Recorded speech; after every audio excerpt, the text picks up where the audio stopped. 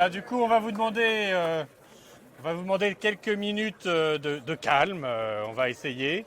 Il n'y a pas de micro, donc n'hésitez pas à vous rapprocher. N'hésitez pas à vous rapprocher. Venez, venez, venez. Si vous voulez entendre, hein, naturellement. Si vous préférez rester au bar, C'est possible aussi. c'est possible aussi. Voilà. Bon,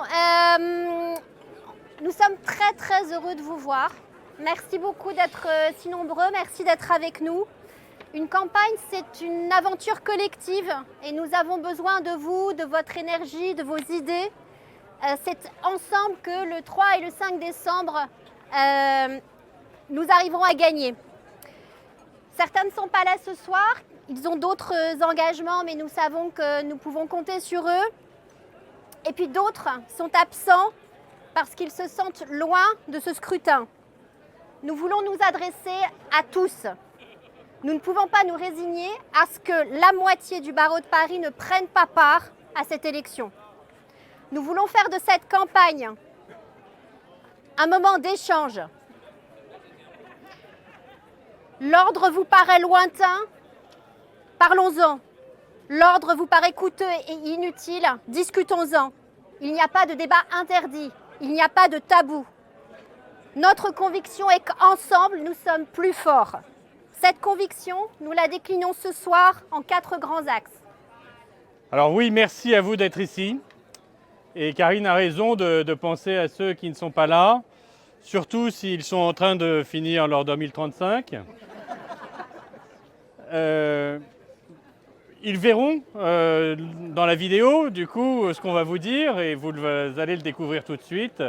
Notre campagne se déroule en 4 axes.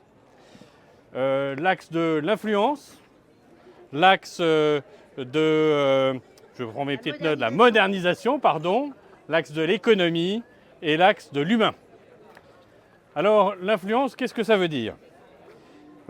Notre constat, c'est qu'on n'entend plus assez la voix de l'avocat, que l'avocat n'a plus vraiment la place qu'il devrait avoir dans la société civile auprès des institutions. Le mandat que nous briguons, c'est un mandat en 2026-2027. Il ne vous aura pas échappé que pendant ces années-là, il se passera un contexte politique national un peu spécial. Et loin d'avoir dans notre idée de politique partisane, hein, ce n'est pas du tout l'idée, ce que nous voulons porter, c'est cette tradition que nous avons, les avocats, d'être vigies des libertés publiques, des libertés personnelles, par conviction, mais aussi parce que ce rôle-là que nous avons, c'est un grand levier d'influence pour notre profession. Nous voulons aussi être garants de l'indépendance, de notre indépendance, indépendance qui est grignotée, pour ne pas dire plus, par les pouvoirs publics, les petits Napoléons qui veulent nous dissoudre. Nous voulons nous élever contre cela et défendre et être les ambassadeurs de l'état de droit. C'est aussi pour cela donc que nous voulons de l'avocat partout, aussi bien vis-à-vis des pouvoirs publics, des entreprises, mais aussi dans chaque ministère.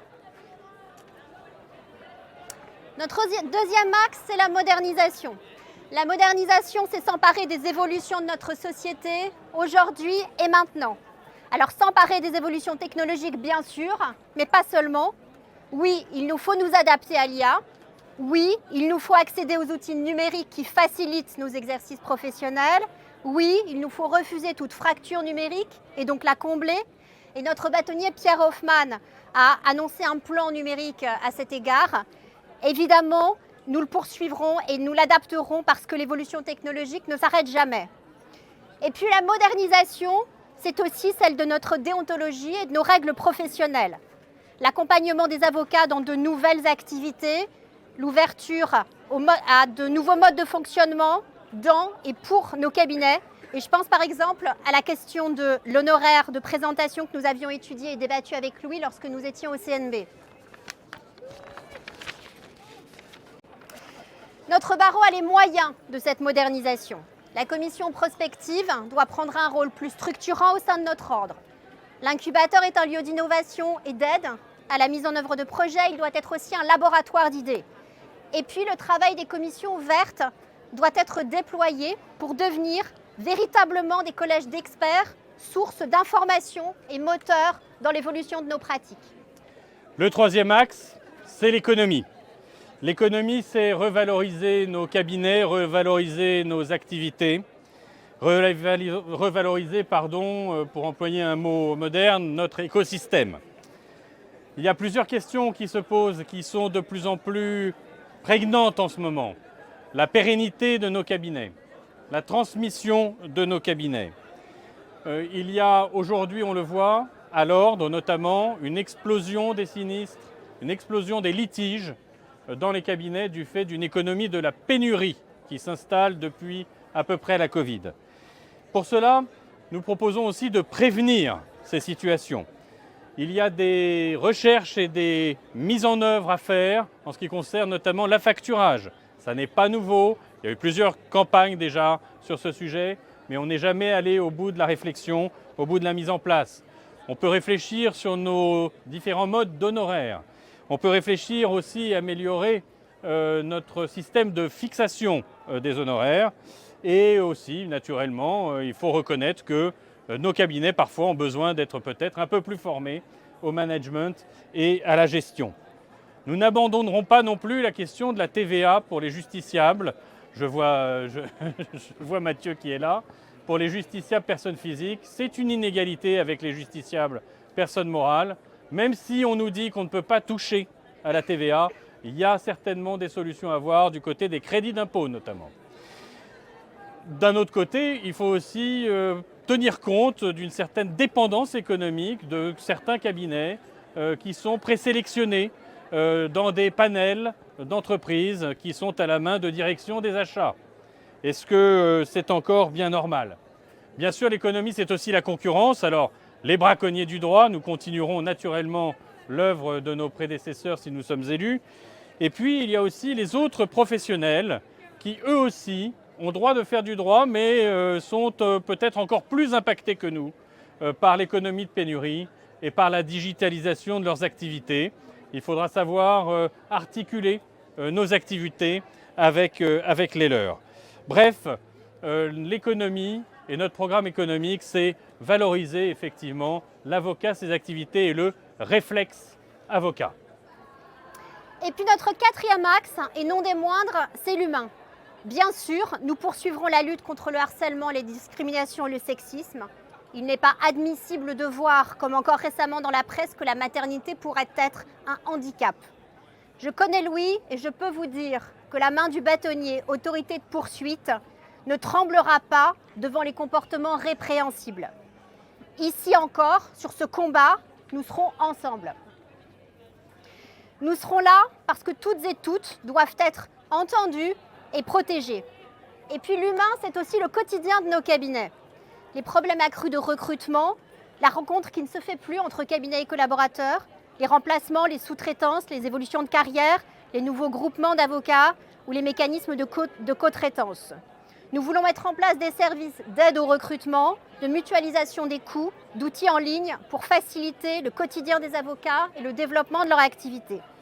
Et puis l'humain, c'est aussi tout simplement le plaisir d'exercer. Des avocats quittent trop tôt le barreau. Il faut redonner envie d'être avocat et de le rester. Voilà les 4 axes, nous avons un peu trop parlé et avant de reprendre une activité normale, je voulais juste terminer par vous dire pourquoi nous deux. D'abord, ça n'est pas un binôme de circonstances. Avec Karine, nous avons siégé ensemble au Conseil de l'Ordre, nous avons siégé ensemble, et avec certains d'entre vous, au Conseil national des barreaux, un mandat, un deuxième mandat, on en a redemandé. Donc, pas de circonstances. Aussi, notre complémentarité nous a amenés à nous rencontrer et à faire cette aventure ensemble. Complémentarité par nos différences. Nous n'avons pas la même pratique, pas tout à fait les mêmes cabinets, pas les mêmes actions syndicales. Mais finalement, on s'est aperçu que même si on a des approches parfois différentes, notre but, notre objectif, finalement, il est commun. Et souvent, les solutions sont très proches. Et puis, nous souhaitons aussi pouvoir représenter justement la diversité de notre barreau. C'est aussi pour cela que nous nous sommes rencontrés et pour cela que nous avons choisi ce chemin ensemble. Pas seulement d'ailleurs pour 2 ans de mandat, nous souhaitons projeter notre barreau parce que la prospective, parce que l'avenir c'est important à nos yeux, projeter notre barreau pour les 10 ans, pour les 20 ans qui viennent. Merci beaucoup à vous d'être ici. Ensemble, plus fort!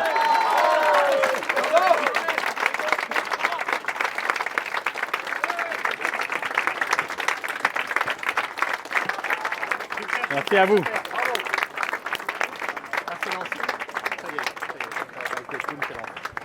Personne ne pourra résister.